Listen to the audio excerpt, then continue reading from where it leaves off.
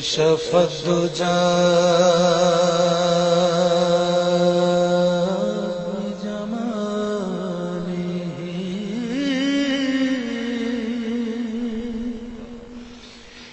حسنت جمیع خصاله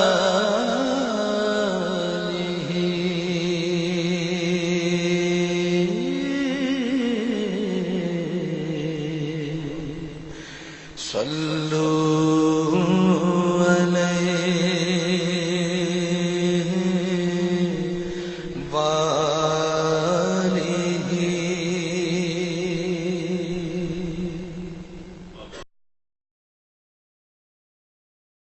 جب حضور کو پتہ چلا کہ بنو قریظہ بھی معاہدہ توڑ رہے ہیں اور باہر سے آنے والے لشکر کا ساتھ دینا چاہتے ہیں، تو حضور ایسے سنی سنائی بات پر نہیں عمل کرتے تھے.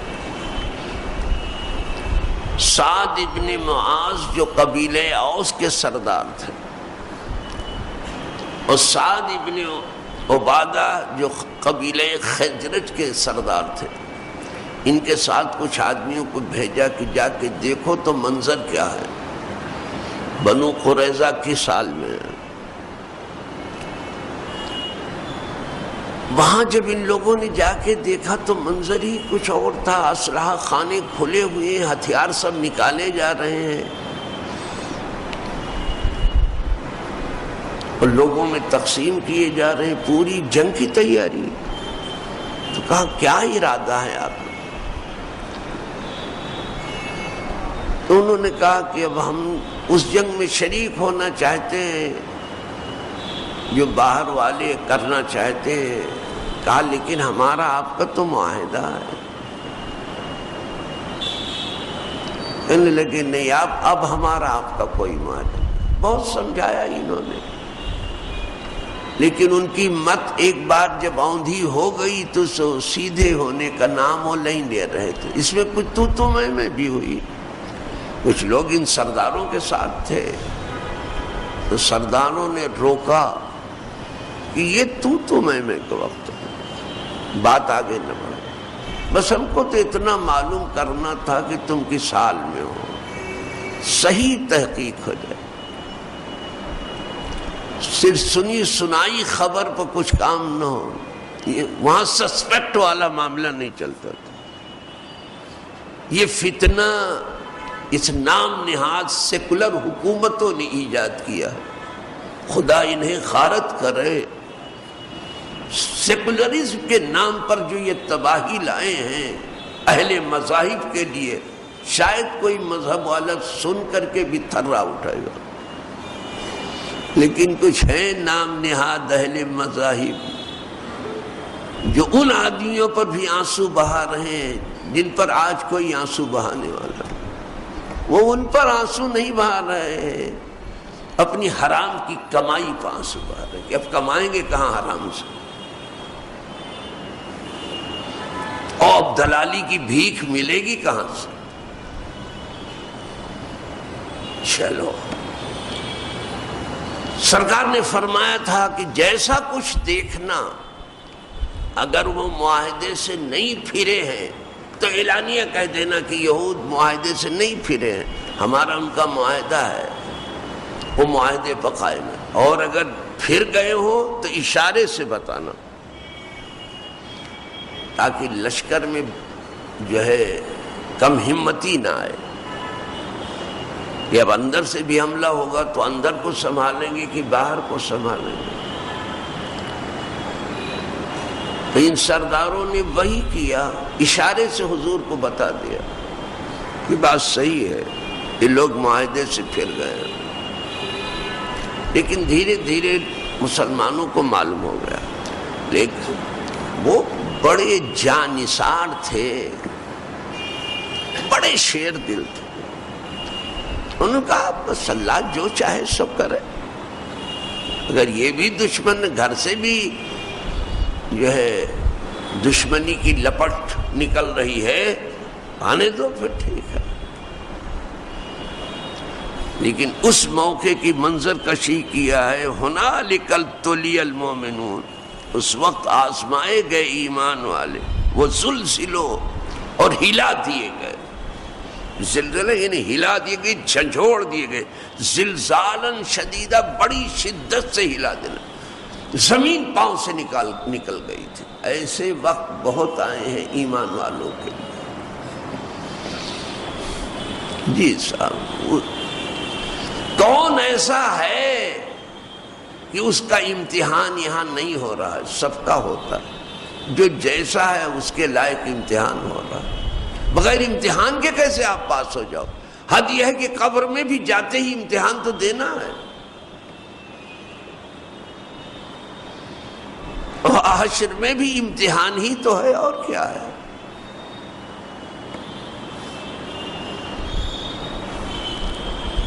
لیکن کچھ لوگ سوچتے ہیں کہ ہم تو مزے سے جیتے رہے، ہمارا امتحان بالکل نہ ہو۔ ہرگز ایسا نہیں ہوگا،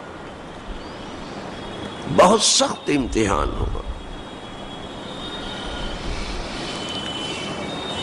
وَإِذْ يَقُولُ الْمُنَافِقُونَ، اور یاد کرو جب کہتے تھے منافق لوگ، وَالَّذِينَ فِي قُلُوبِهِم مَرَضٌ، اور وہ جن کے دلوں میں نفاق کی بیماری تھی، مَا وَعَدَنَا اللَّهُ وَرَسُولُهُ إِلَّا غُرُورًا، نہیں وعدہ کیا ہم سے اللہ اس کے رسول نے مگر دھوکہ، معاذ اللہ۔ منافق ایسی باتیں کرتے۔ اس میں ایک منافق کا نام آیا بڑا مشہور، معتب ابن قشیر۔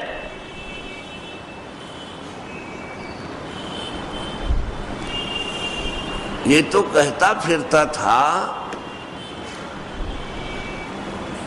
یہ بھی خندق جب کھودی جا رہی تھی تب اللہ کے رسول ہم سے وعدہ کر رہے تھے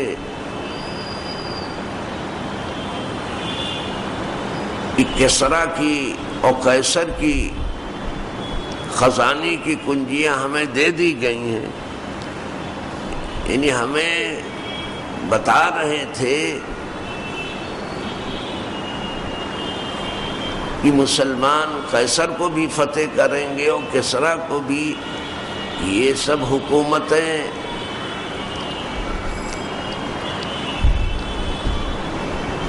شکست کھائیں گی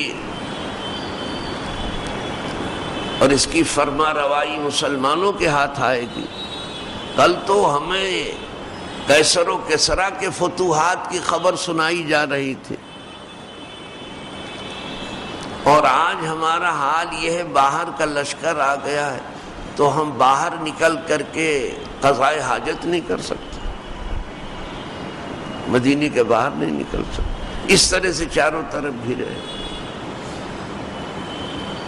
تو کہتے تھے کہ دیکھو یہ سب وعدہ جو ہے یہ دھوکہ ہے، یہ منافق پہلے بھی یہ سب ایسے ہی سوچتے، لیکن کیا حضور نے جو کہا تھا پورا نہیں ہوا؟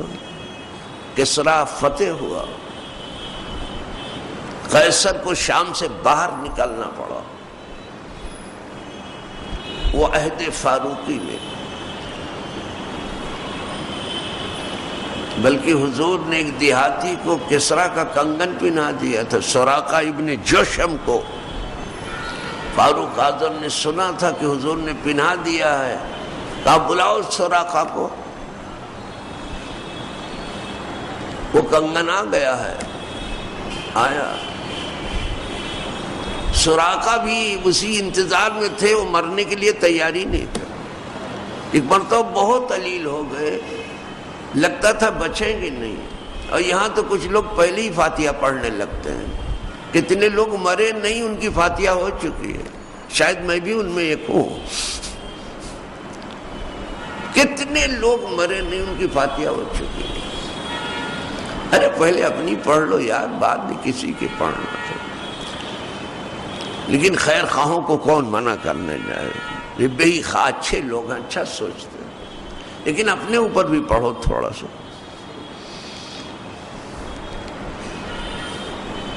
دوسرے بخشے جائیں اچھا ہے، اپنی بخشش کی بھی فکر کر لو۔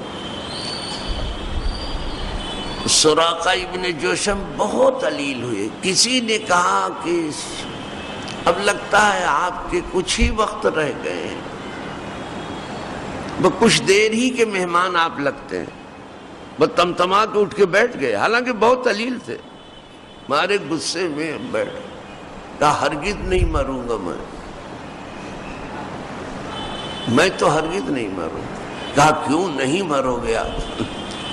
کہا حضور نے کنگن جو پہنایا تھا ابھی کہاں پہنا، جب تک نہیں پہنوں گا نہیں مروں گا. یہ ایمان ہے صحابی کا. حضور نے کسرا کا کنگن جو پہنایا تھا یہ ابھی پہنا کہاں، بغیر پہنے نہیں مروں گا. اور واقعی ٹھیک ہو گئے. پھر جب وہ کنگن آیا کہا بلاؤ تو سراقہ پہنایا گیا. نعرہ تکبیر کی گونج میں انہیں کنگن پہنایا گیا اور کہا دیکھو حضور کی پیشین کوئی کیسے حرف بحرف صادق ہوئی. لیکن منافق کہاں اس کو مانتے ہیں، اب اپنا منہ چھپائے پھرتے تھے. تب کی بات حضور بیان کر رہے تھے عہد فاروقی کی. یہ ملک ہمارے ہاتھ آئے،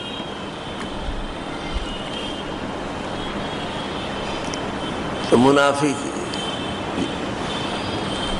یہ کہتے پھر رہے تھے کہ اللہ اور اس کے رسول نے جو ہم سے وعدہ کیا ہے وہ سچا ہونے والا، وہ دھوکہ ہے. دھوکہ اللہ اس کے رسول کا وعدہ نہیں ہے، یہ تمہارا نفس تمہیں دھوکہ دے گا، تمہارا نفاق تمہیں دھوکہ دے گا، تمہاری مصلحت کوشی تمہیں دھوکہ دے رہی، تمہاری ضمیر فروشی تمہیں دھوکہ، تمہاری قوم فروشی تم کو دھوکہ دے رہی ہے. وہ دھوکہ نہیں دے، وہ تو دھوکے سے نکالتے ہیں. یہ گفتگو ابھی بھی ختم نہیں ہوئی، ابھی سلسلہ جاری ہے. جنگ خندق چونکہ بہت بڑی ہے، اس کا عنوان بھی بڑا ہے، اور ہم چاہتے ہیں دھیرے دھیرے آپ کو آگے بڑھاؤں تاکہ آپ کو سمجھنے میں اور سیکھنے میں اور ضروری باتوں پر عمل کرنے میں آسانی ہو. دعا کیجئے کہ اللہ پاک ٹھیک سے ان حقائق کو ہمارے دل و دماغ میں جگہ دے دے جو قرآنی حقائق ہے، اور وہ بصیرتیں جو قرآنی بصیرت ہیں اس سے ہمارے دل و دیدہ اس طرح سے روشن ہو جائیں کہ جیتے ہی جی ہم سب کچھ دیکھنے لگا. دنیا تو دکھائی ہی دے، آخرت بھی سامنے دکھائی دینے لگا، اور اس کی روشنی میں ہم سب کام کریں.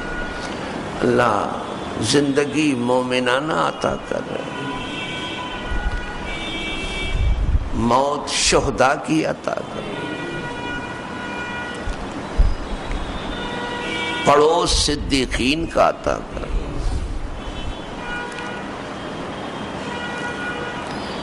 اور حشر و نشر والے دن میں قدم سید الانبیاء کا اللہ، یہاں ہم تمام کا حشر و نشر ہو. وآخر دعوانا ان الحمدللہ رب العالمین. الفاتحہ.